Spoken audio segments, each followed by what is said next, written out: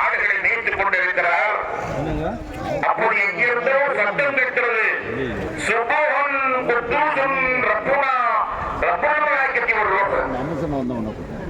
அல்லாஹ்வை பற்றியுள்ள சத்தங்கையில் அந்த இனிய குரலிலே மையல் கொண்டவராக அந்த குரல் வந்து திசையை நோக்கி சென்றார்.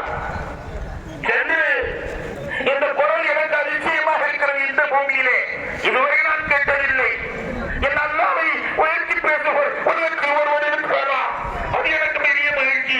இன்னொரு தடவை சொல்லுங்கள் என்றார். ஒன்ஸ் மோர், இன்னொரு தடவை சொல்லுங்கள் என்றார்கள். அப்போது உன்னுடைய சொத்திலே பகுதியை தருவாயா என்று அவர் பேரம் பேசுகிறார். பகுதி என்ன? முழுமையான எடுத்துக்கள். எனக்கு இந்த சத்தத்தை கேட்க வேண்டும்.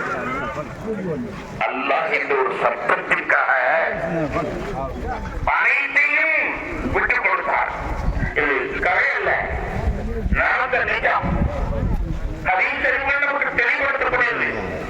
அந்த சுபூன் குத்தூசன் ரப்புனா ரப்புல் மலாயிகத்தி வர்ரூஹ் என்ற அந்த சத்தத்துக்காக அனைத்தையும் ஒரு விட்டுக் கொடுத்தார்.